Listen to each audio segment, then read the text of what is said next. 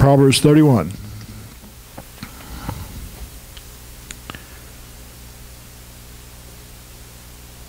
We want to honor our mothers. We always do. The establishment of Mother's Day many years ago gave us an official day to gather and to do that.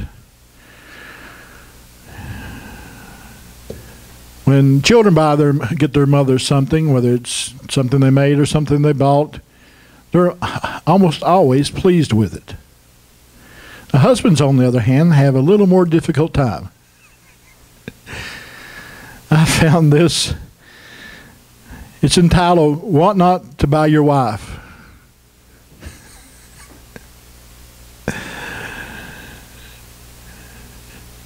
The gentleman says, although the only person a man usually shops for is his wife, the whole experience is a stressful one. Isn't that right, Brother Vernon? Many a man has felt extreme frigid temperatures for a long period based on a poor present decision. I don't have to worry about that. All my stuff gets taken back.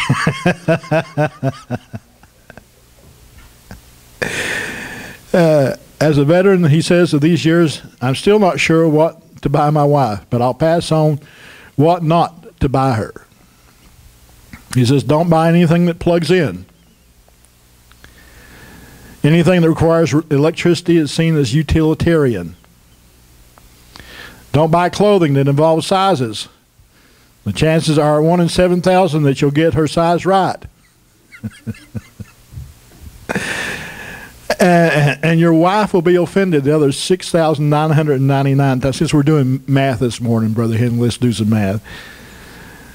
She'll say, do I look like a size 16? She'll say, and too small a size doesn't cut it either. She says, I haven't worn a size 8 in 20 years.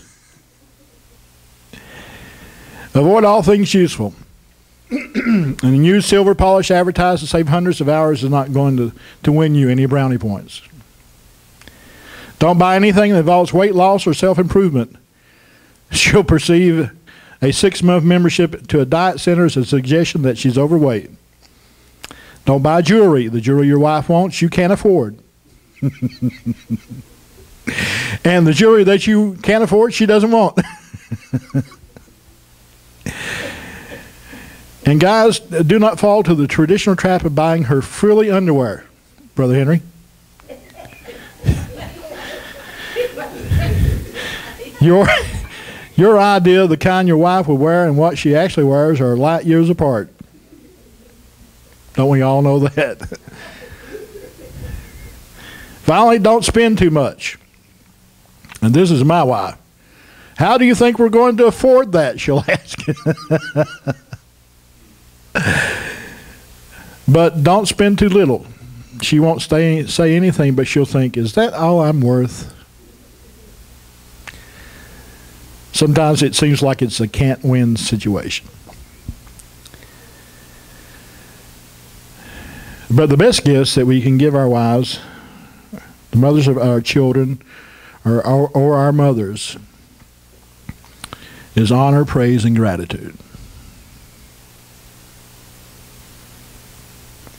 Make sure they know that you think they're worthy of honor, that they hear those words of praise, and that they know that you're grateful for all that you do. The words written in Proverbs 31 begin the words of King Lemuel, the utterance which his mother taught him. Most scholars will tell us and agree that Lemuel was a nickname that Bathsheba had given to Solomon.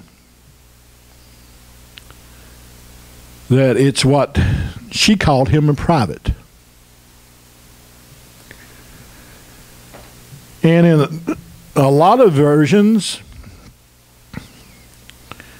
the word utterance is changed to prophecy.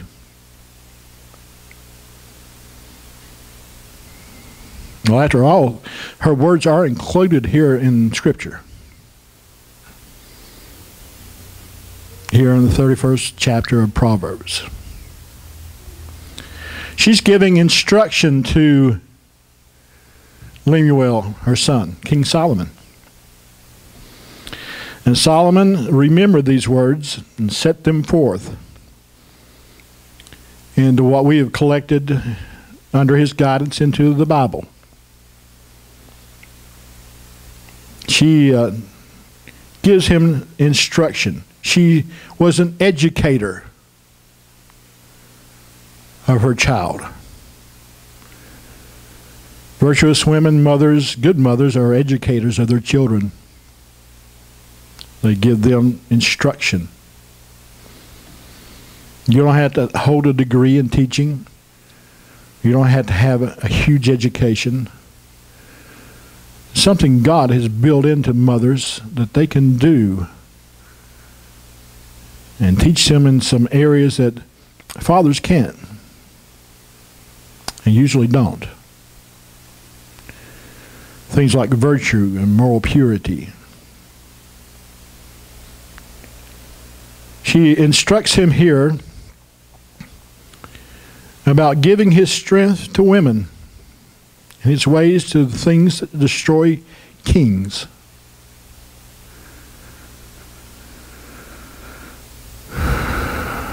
Our society can use many more mothers who will give their children that kind of instruction. And not only give it, but live it. To live a virtuous life. Not heed the voices of society and the culture that we live in today that impurity and immorality and promiscuity are things that are desirable in a woman. No, they're not. She instructs him concerning moral purity. She instructs him concerning alcohol.